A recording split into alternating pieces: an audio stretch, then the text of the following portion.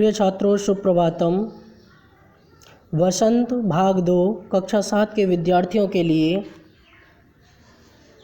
हमने इसमें हम पक्षी उन्मुक्त गगन के 2 भाग पढ़ लिए हैं। आज हम तीसरे भाग का श्रवण करेंगे और उसका अर्थ जानेंगे।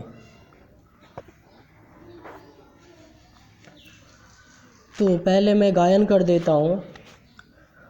होती सीमाहीन क्षितिज से इन पंखों की होड़ा होड़ी, या तो क्षितिज मिलन बन जाता या तनती सांसों की डोरी। नीड न दो चाहे टहनी का, आश्रय छिन्न भिन्न कर डालो, लेकिन पंख दिए हैं तो आकुल उड़ान में विघ्न न डालो। शिवमंगल सिंह सुमन जी कह रहे हैं। पहली पंक्तियों का अर्थ समझेंगे 2 लाइन की का। होती सीमाहीन क्षितिज से इन पंखों की होड़ा होड़ी। कवि का कहना है कि इन पंक्तियों में कवि पक्षी कह रहे हैं कि अगर वे आज़ाद होते तो उड़ते उड़ते आकाश की सीमा ढूंढ निकलने जाते। यदि वो आज़ाद होते तो उड़ते उड़ते आकाश की सीमा ढूंढने निकल जाते। होड़ा होड़ी, होड़ा होड़ी का अर्थ होता है स्पर्धा में, बहस में आकाश को ढूंढने निकल जाते या उसकी सीमा को देखने चले जाते। इसका अंत कहाँ है? आगे कह रहे हैं, या तो क्षितिज मिलन बन जाता या तनती सांसों की डोरी। क्षितिज शब्द का अर्थ होता है जहाँ पृथ्वी और आकाश का काल्पनिक रूप से मिलन होता है। वह काल्पनिक स्थान जहाँ धरती या पृथ्वी और आकाश का मिलते हुए प्रतीत होता है, उसको कहते हैं क्षितिज। तनती सांसों की डोरी, मर जाते या प्राण निकल जाते।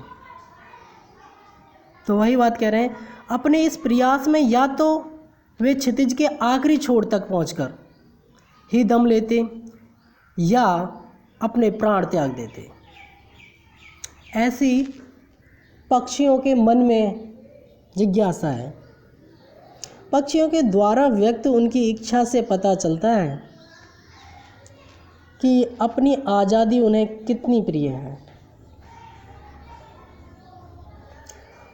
आगे कह रहे हैं, नीड न दो चाहे टहनी का, आश्रय छिन्न भिन्न कर डालो। उन्हें घोंसला मत दो, उनका जो घोंसला पेड़ों पर बनाते हैं उसकी टहनी को काट दो, छिन्न भिन्न कर दो। और ऐसी पक्षियों की इच्छा है कि वो एक पुनः विनयपूर्वक कह रहे हैं, क्या कह रहे हैं कि भले ही कोई उनसे उनका घोंसला छीन ले या पेड़ की डालियों का उनका ठिकाना नष्ट कर दे,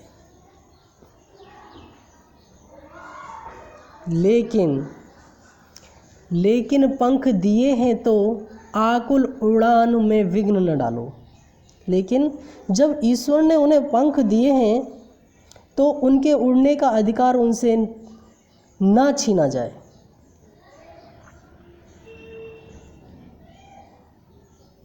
पक्षी पिंजरे में बंद करके उनकी उड़ाने की जो इच्छा को ना मारा जाए, ऐसी पक्षियों के मन में जिज्ञासा है। उनकी आज़ादी न छीन कर उन्हें अंतहीन आकाश में उड़ने दिया जाए। ऐसी पक्षियों के मन में जिज्ञासा है, ऐसा कवि कहना चाह रहा है। तो आज के लिए इतना ही। कल से आपके प्रश्न अभ्यास शुरू होंगे।